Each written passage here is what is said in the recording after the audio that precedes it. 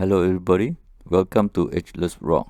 In this video, I'm going to present to you an enormous Buddha statue hewn into a bedrock cliff in Liangzhou County in Gansu Province.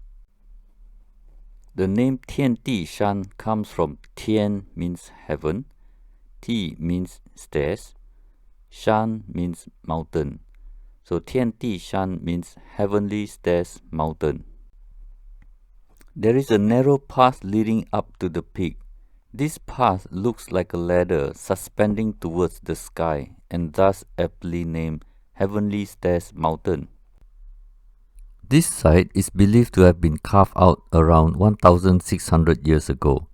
It is a significant archaeological site because it is the first recorded giant Buddha grottoes being used in the history of China. In 1959, the construction of a reservoir will cause the water level to rise and submerge two of the three tiers of caves. The government is fully aware of this significant archaeological site and therefore built a barrier around the monument. This photo shows an ordinary panoramic scenery with majestic mountain in the background. But I think this 90-degree cliff is not natural looking to me. Look at the striations on the left. It seems like a huge slicing machine has gone through the cliff. The water level was lower, and on a misty day, this giant Buddha that sits 2,100 meters above sea level will have a cloud of mist under his feet. It will look like he is sitting on a cloud in heaven. Sadly, those days are gone forever in the name of development. There are 26 caves located at this site. A great earthquake in 1927 damaged 10 caves. Today, 19 caves are considered as reachable, but I think tourists get to see less than that.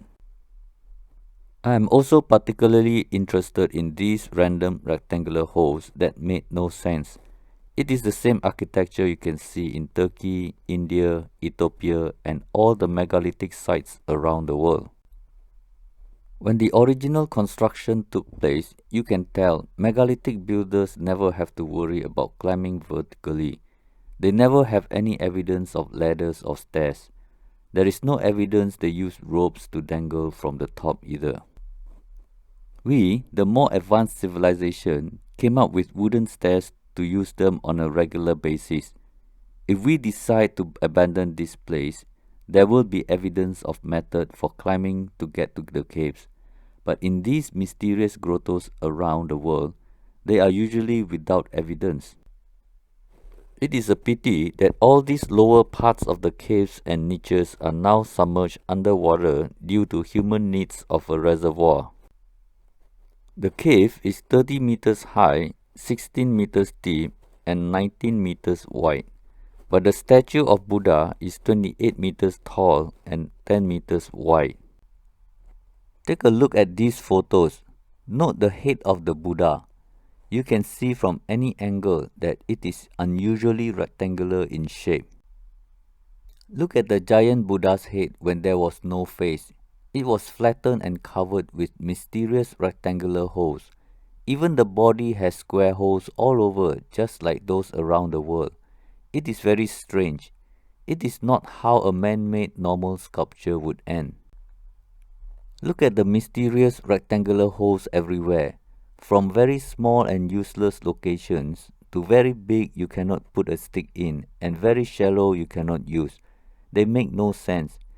If they are useful for climbing, modern Chinese wouldn't be using ladders today. There are two interesting giant Buddhas of Bamiyan in Afghanistan for comparison. They are the two world's largest standing giant Buddhas before they were destroyed by Taliban in 2001. There is something unusual about their heads. They were flattened like it was sliced off. This is not a work of men with chisels and hammers. I cannot make any sense of how they ended up like this. But I can tell you, in our modern construction and bedrock sculpture, we do not do this. If this were not done by human, that means there is a possibility religions were given to us by an unknown civilization. There are about 300 square meters of mural paintings. The ancient Chinese who painted the murals were most likely not involved in carving the bedrock. Artists are not masons. Those who painted the caves cannot be assumed to be responsible for creating tunnels and caves. The original condition of the site will definitely reveal more evidence that the monument was initially created by an unknown civilization far more advanced than we will ever know. There are many artifacts relocated to Gansu Provincial Museum due to the construction of the reservoir. Approximately 50 square meters were removed and kept in the museum. This site has a long history of being a sacred place.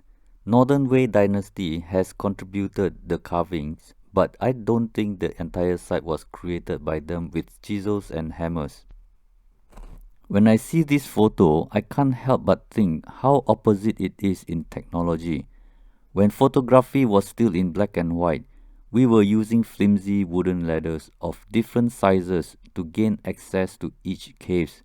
But the ancient civilization left us no clue how they used them on a regular basis. Many statues went through 3D scan for replica purposes. This site is prone to earthquake and has survived several earthquakes. Ironically, it almost did not survive man-made disaster known as the reservoir. If you are able to revisit this site, you can come again during winter. The elevation and altitude will certainly give you a different perspective of Tiantishan Grottoes. Well, that's all for today. Thank you for watching my presentation on Tiantishan Grottoes and see you next time. 下次再见。